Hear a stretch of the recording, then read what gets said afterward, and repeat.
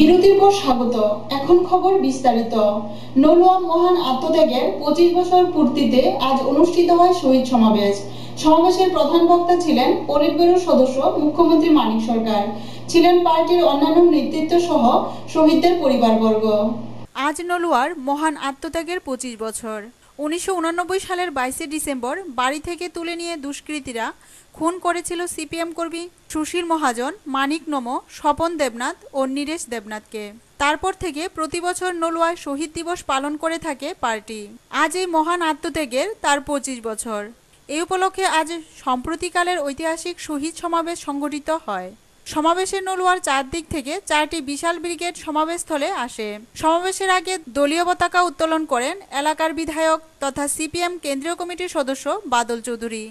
তারপর শহীদ বেদিতে মাল্যদান করেন পলিটব্যুরো সদস্য মুখ্যমন্ত্রী মানিক সরকার সহ একে একে পার্টির নেতৃত্বরা। মাল্যদান করেন শহীদদের পরিবার পরিজনবর্গও। কিছু সময়ের জন্য সভাস্থল আবেগপ্লাবন হয়ে ওঠে নীরেশ, স্বপন, সুনীল, মানিকদের পরিবার পরিজনদের কান্নায়। সমাবেশের প্রধান বক্তার ভাষণে মুখ্যমন্ত্রী মানিক সরকার পার্টির কর্মীদের উদ্দেশ্যে বলেন, বছর বছর বিভিন্ন শহীদ দিবস পালন করলেই চলবে না। পার্টির কর্মীদের আরো মানুষের সাথে বিনম্র হওয়ার কথাও বলেন তিনি। ধর্ষণের প্রমাণ রূপায়ণের জন্য তাদেরকে খুন করে তাদের দেহ এরা গুম করে ফেলার চেষ্টা করেছে। পঞ্চায়েত ভেঙে দিয়েছে। 5 বছর অতিক্রান্ত হওয়ার পরেও নির্বাচনে যায়। রেশনিং ব্যবস্থা ভেঙে পড়েছে। জিনিসের দাম দারুণভাবে বেড়ে গিয়েছে। কাজ নেই, খাদ্য নেই, বলবার কোন সুযোগ নেই। বলবার চেষ্টা করলেই আক্রান্ত হয়েছে মানুষ। শুধু বাইরে না, বিধানসভার ভেতরেও বামপন্থী ফ্রন্টের বিধায়ক যারা এই দুঃশাসনের যে জমানা তার বিরুদ্ধে মানুষের যে জরুরি সমস্যা সেগুলো নিয়ে কথা বলতে গিয়ে কংগ্রেস দলের বিধায়কদের হাতে আক্রান্ত হয়েছে। সমাবেশে এছাড়া উপস্থিত ছিলেন সিপিএম কেন্দ্রীয় সদস্য বাদল চৌধুরী, কৃষক নেতা নারায়ণ কর সহ পার্টির নেতৃত্বরা। বলাই চলে এই শহীদ সমাবেশটি এ যাবৎকালের সর্ববৃহৎ সমাবেশ। নলুয়া থেকে সুতপা পালের রিপোর্ট, খবর ত্রিপুরা। অযথা বিদ্যুৎ অপচয় নয়, শুকা মৌসুম আসছে, তাই এখন থেকে বিদ্যুৎ খরচ নিয়ে সচেতন হওয়ার আহ্বান জানান বিদ্যুৎ মন্ত্রী মানিক দে। রাজ্য বিদ্যুৎ নিগম ও আগরতলা পৌর পরিষদের যৌথ উদ্যোগে আজ আগরতলা টাউন হলে অনুষ্ঠিত হয়েছে এক আলোচনা চক্র। এই আলোচনা সভার মুখ্য বিষয় ছিল শক্তি সংরক্ষণ। বিদ্যুৎ মন্ত্রী মানিক দে সেখানে ভাষণ রাখতে গিয়ে বিদ্যুৎ অপচয় বন্ধ করার উপর বেশি গুরুত্ব দেন। পাশাপাশি জানান, বিদ্যুৎ উৎপাদনের খরচ বাড়ার কারণেই বিদ্যুতের মাশুলও বাড়ছে। মন্ত্রী মানিক দে আশঙ্কা করেন, শুকা মরশুম শুরু হলে বিদ্যুৎ উৎপাদন আরো মার খাবে, তাই এখন এই বিদ্যুতের অপচয় বন্ধ করার আহ্বান রাখেন। জল দিয়ে যে বিদ্যুৎটা সেটা এখন সব জায়গায় হয় না। কেন হয় না? একটা এরিয়াতে যদি আপনি রিজার্ভার তৈরি করতে চান, জলটাকে সংরক্ষণ করে সেই জলটাকে বিদ্যুৎ উৎপাদন করবেন। টোটাল যে এরিয়া, সেখানে যে যারা বাড়ি ঘর করে বসবাস করেন তাদেরকে তুলে দিতে হবে বা উচ্ছেদ করতে হবে। এতে জটিল সমস্যা, এটা সম্ভব না এবং এটা নানা ধরনের সমস্যা বেড়ে চলে।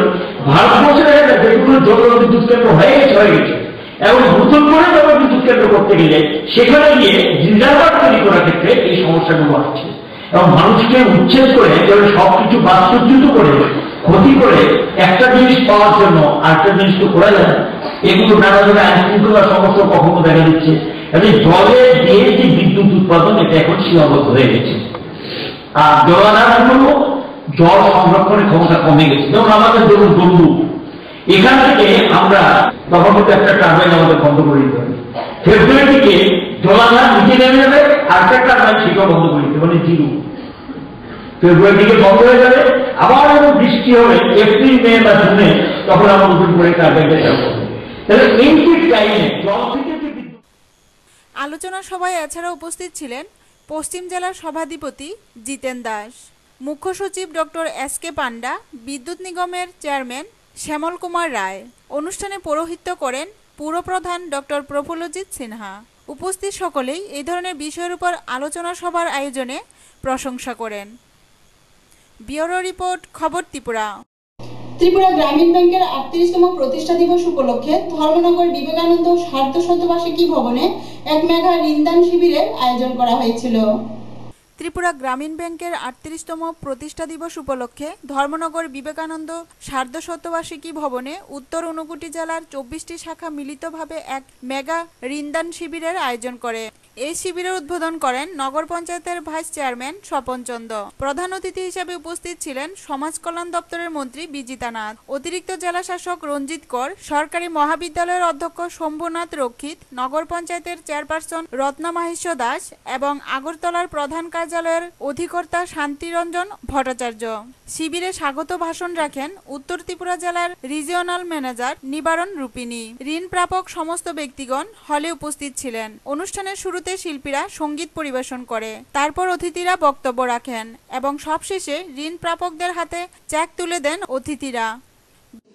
এখানে বলতে গিয়ে বলেছেন যে সারা দেশে 20 পয়েন্ট কর্মসূচি আমাদের প্রয়াত প্রধানমন্ত্রী ইন্দিরা গান্ধী গ্রহণ করেছিলেন। তার প্রেক্ষিতে গ্রামীণ ব্যাংকগুলো গঠিত হয়েছে। 76-এ আমাদের রাজ্যে ত্রিপুরা গ্রামীণ ব্যাংকের জন্ম নিয়েছিল। আমরা জন্ম থেকেই কেউ হাঁটতে শেখে না, সেটা আমরা খুব ভালো জানি। তাকে ধীরে ধীরে হাঁটতে শিখতে হয়, বলতে শিখতে হয়। আমাদের রাজ্যের যে গ্রামীণ ব্যাংক, তার যৌবনটা যখন আরো বেড়ে ওঠার কথা, যখন তার যৌবনটাকে হারিয়ে ফেলেছিল, তার যৌবনের শ্রী হারিয়ে ফেলেছিল, সেই সময় আমাদের ত্রিপুরা রাজ্যের লেফট ফ্রন্ট গভর্নমেন্ট আমাদের ত্রিপুরা রাজ্যের গ্রামীণ ব্যাংকের সেই যৌবনটাকে ফিরিয়ে দেওয়ার উদ্যোগ গ্রহণ করেছিলেন। গ্রামীণ ব্যাংকের ঊনকোটি এবং উত্তর জেলার 24টা শাখা নিয়ে একটা মেগা ঋণদান শিবির আমরা অর্গানাইজ করতে চলছি। এখানে 2600 গ্রাহকদেরকে আমরা ঋণ মঞ্জুর করেছি এবং সবাইকে এই ঋণ মঞ্জুর পত্র হাতে তুলে দেব। ব্যুরো রিপোর্ট, খবর ত্রিপুরা। এক প্রকাশ্য সমাবেশের মধ্য দিয়ে রবীন্দ্রনগরে শুরু হলো দুদিনব্যাপী এসএফআই ষোড়শ সোনামুড়া বিভাগীয় সম্মেলন। সমাবেশের প্রধান বক্তা ছিলেন সংগঠনের সাধারণ সম্পাদক ঋতব্রত ব্যানার্জি। এক প্রকাশ্য সমাবেশের মধ্য দিয়ে শুরু হলো ভারতের ছাত্র ফেডারেশন ষোড়শ সোনামুড়া বিভাগীয় সম্মেলন। রবীন্দ্রনগর রবীন্দ্র স্মৃতি সদন হলে শুরু হয়েছে দুদিনব্যাপী সম্মেলন। প্রথমে পতাকা উত্তোলন ও শহীদ বেদিতে মাল্যদান করেন সংগঠনের নেতৃত্বরা। তার আগে অনুষ্ঠিত হয় প্রকাশ্য সমাবেশ। সমাবেশে গোটা বিভাগের বিভিন্ন অঞ্চল থেকে সংগঠনের কর্মীরা বাইক র্যালি ও মিছিল সংগঠিত করে হাজির হয় সমাবেশস্থলে। সমাবেশের প্রধান বক্তা ছিলেন সংগঠনের সর্বভারতীয় সাধারণ সম্পাদক ঋতব্রত ব্যানার্জি। মঞ্চে এছাড়া উপস্থিত ছিলেন এসএফআই রাজ্য সম্পাদক নবারণ দেব, বিভাগীয় সম্পাদক সুকুমার নম, সভাপতি নাসির উদ্দিন আহমেদ, সিপিএম সোনামুড়া বিভাগীয় সম্পাদক মণ্ডলীর সদস্য শামসুল হক, নকুল মল্ল, শ্যামল চক্রবর্তী প্রমুখ। প্রধান বক্তার ভাষণে সংগঠনের সাধারণ সম্পাদক ঋতব্রত ব্যানার্জি সর্বভারতীয় স্তরে শিক্ষার ও ছাত্রছাত্রীদের বিভিন্ন সমস্যার প্রসঙ্গ তুলে ধরে বলেন, এরকম নানান ধরনের ঘটনা বিজেপির আমলে সংগঠিত হয়েছিল। আরএসএস এর পছন্দ মতো ধর্মান্ধ ইতিহাস তৈরির চেষ্টা আমাদের দেশের মাটিতে বিজেপির আমলে সংগঠিত হয়েছিল।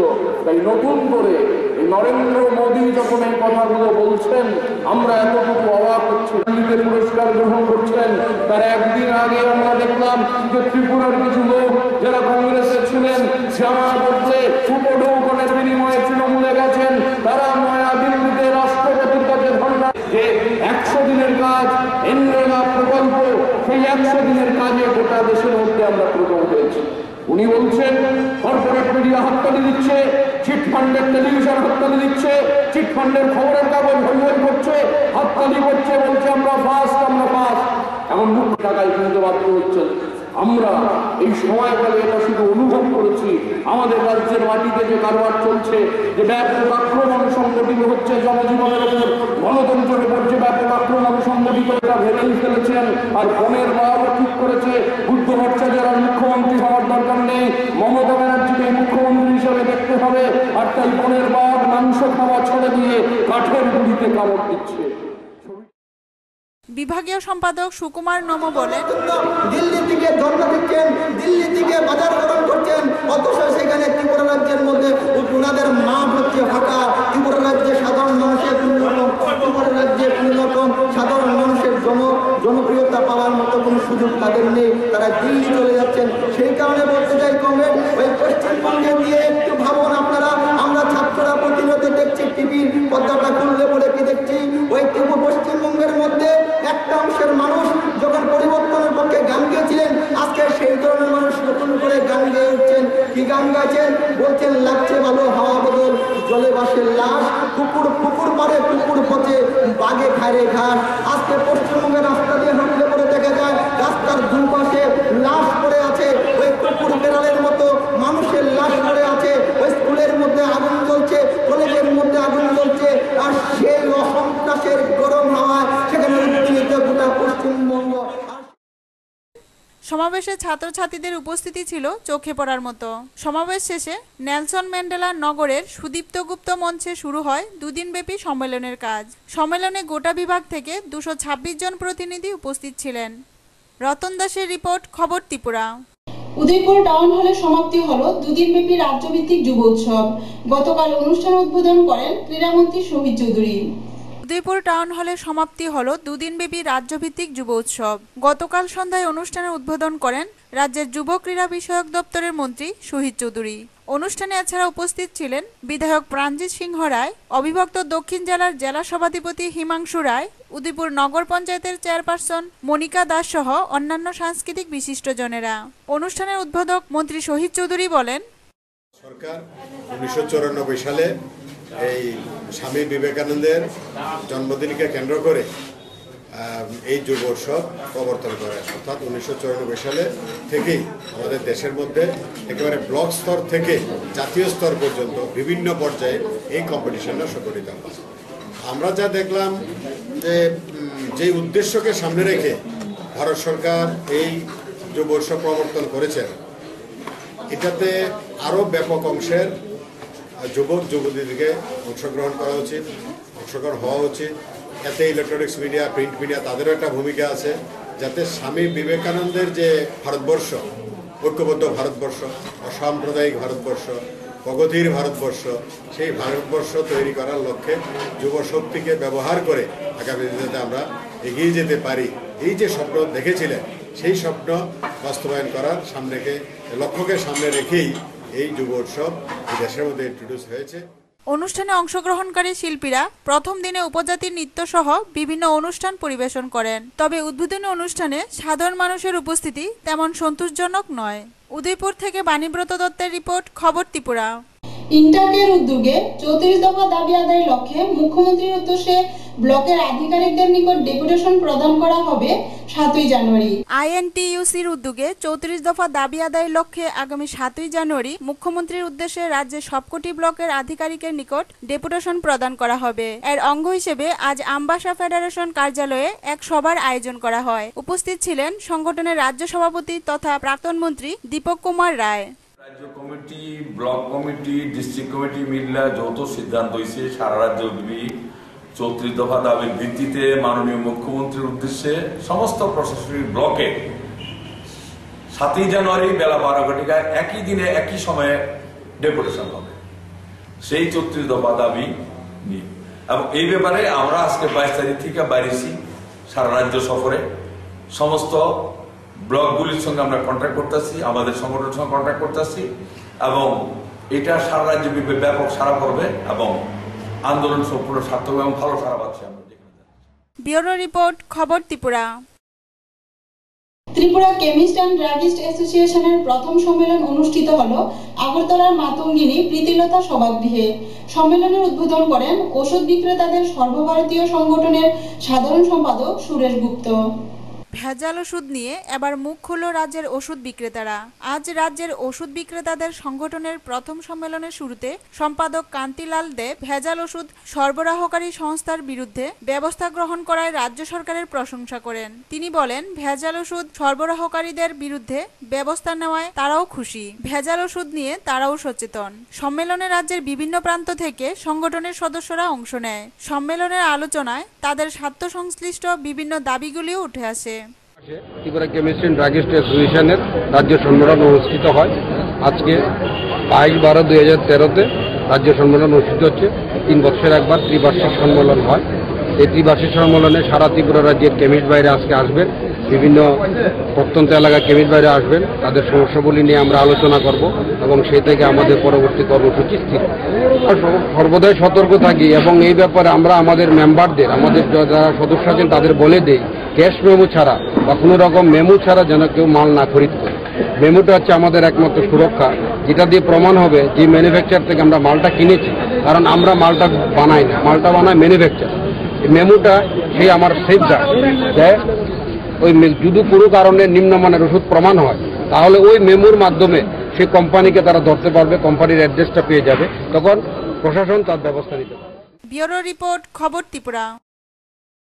26শে ডিসেম্বর থেকে 5 দিনব্যাপী শেখর স্মৃতির নাট্য প্রতিযোগিতা শুরু হতে চলেছে খোয়াইয়ে। সাংবাদিক সম্মেলনে একথা জানান কালচারাল ক্যাম্পেইনের কর্মকর্তারা। 1981 সাল থেকে 2009 দীর্ঘ 29 বছর লড়াইয়ের পর সংস্কৃতির পীঠস্থান খোয়াইয়ের বুকে স্তব্ধ হয়ে গিয়েছিল নাট্য প্রতিযোগিতা। রঙ্গমঞ্চগুলির প্রতীক্ষার অবসান হতে চলেছে 5 বছর বাদে। ভারত সরকারের সংস্কৃতি মন্ত্রকের আর্থিক সহায়তায় এবং কালচারাল ক্যাম্পেইনের উদ্যোগে 26শে ডিসেম্বর থেকে শুরু হতে চলেছে শেখর স্মৃতি নাট্য উৎসব। কেন্দ্রীয় সরকারের 1 লক্ষ টাকা আর্থিক সহায়তায় প্রাণ ফিরে পেতে চলেছে শেখর স্মৃতি নাট্য প্রতিযোগিতা। গতকাল খোয়াই কালচারাল ক্যাম্পেইনে আহুত এক সাংবাদিক বৈঠকে একথা জানালেন কালচারাল ক্যাম্পেইনের প্রেসিডেন্ট অরুণ পাল এবং সম্পাদক সৈকত রায়। বৈঠকে এছাড়া উপস্থিত ছিলেন সহ সম্পাদক রঞ্জিত দাস, উৎসব কমিটির সদস্য বিমলেশ পাল। সাংবাদিক বৈঠকে কালচারাল ক্যাম্পেইনের প্রেসিডেন্ট অরুণ পাল আর্থিক প্রতিকূলতাকে দায়ী করার পাশাপাশি খোয়াইবাসীর নাট্য উৎসবের প্রতি অনেকটা অনীহার কথা স্বীকার করে দুঃখ প্রকাশ করেন। বলেন, ভারত সরকারের সংস্কৃতি মন্ত্রকের আর্থিক সহায়তার কারণেই এই দুঃসাহসিকতা করতে যাচ্ছে কালচারাল ক্যাম্পেইন। নাট্য উৎসবের সূচনা করবেন রাজ্যের উচ্চশিক্ষামন্ত্রী ভানুলাল সাহা। উপস্থিত থাকবেন বিধানসভার মুখ্য সচেতক সমীর দেব সরকার, দশরথ দেব স্মৃতি মহাবিদ্যালয়ের অধ্যক্ষা দীপান্বিতা চক্রবর্তী প্রমুখ। যাই হোক, রাজ্য সরকার যদি নাট্য দলগুলির পাশে না দাঁড়ায়, আর্থিকভাবে সাহায্যে এগিয়ে না আসে, তাহলে 60-এর দশক থেকে 80-র দশক পর্যন্ত জনপ্রিয়তার ঊর্ধ্বে থাকা নাট্য উৎসব, প্রতিযোগিতা কিংবা নাট্যচর্চার জন্য সমাদৃত খোয়াই হারিয়ে ফেলবে তার অর্জিত সুনাম। আমরা কালচারাল ক্যাম্পেইনের উদ্যোগে শেখর স্মৃতি নাট্য প্রতিযোগিতা 1981 সাল থেকে শুরু করে আমরা 2009 সাল অবধি একটানা 29 বছর পর্যন্ত আমরা করেছিলাম। পরবর্তী সময়ে বিভিন্ন কারণে, মধ্যে একটা হলো মূলত আর্থিক প্রতিকূলতা। এই কারণে আমরা 29 অর্থাৎ 2009 সালে আমরা শেষবারের মতো করেছিলাম প্রতিযোগিতা। তারপর আর সেটাকে আমরা ধরে রাখতে পারিনি। তার মূল কারণ বললাম প্রথম, যে আর্থিক প্রতিকূলতা এবং বিশেষ করে নাট্য দলগুলিরও প্রতিযোগিতায় অংশগ্রহণ করার একটা অনাগ্রহ বা অনিচ্ছা রয়েছে, যারা প্রতিযোগিতায় আসতে চান না বা প্রতিযোগিতায় অংশগ্রহণ করতে চান না, যে কারণে আমরা বাধ্য হয়ে সেটাকে এরপরে বন্ধ করে দিয়েছিলাম।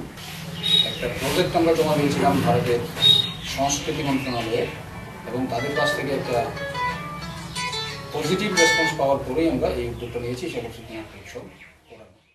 ব্যুরো রিপোর্ট, খবর ত্রিপুরা। আমবাসা মহকুমার দশমীঘাট কমিউনিটি হলে অনুষ্ঠিত হয় ত্রিপুরা গ্রামীণ ব্যাংকের 38তম প্রতিষ্ঠা দিবস উপলক্ষে ধলাই জেলাভিত্তিক ঋণদান শিবির। ত্রিপুরা গ্রামীণ ব্যাংকের 38তম প্রতিষ্ঠা দিবস উপলক্ষে গতকাল আমবাসা মহকুমা দশমীঘাট কমিউনিটি হলে অনুষ্ঠিত হয় ধলাই জেলাভিত্তিক 13টি গ্রামীণ ব্যাংকের শাখা নিয়ে মেগা ঋণদান শিবির।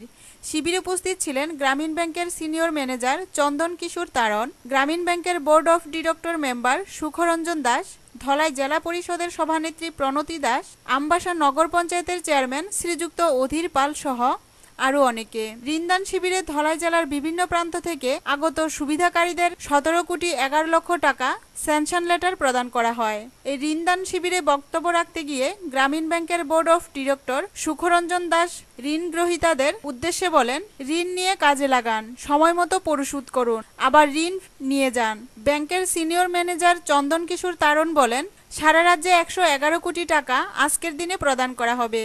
গ্রামীণ ব্যাংকের ঋণদান অনুষ্ঠানকে কেন্দ্র করে দশমীঘাট অডিটোরিয়াম হলে মানুষের স্বতঃস্ফূর্ততা ছিল লক্ষণীয়।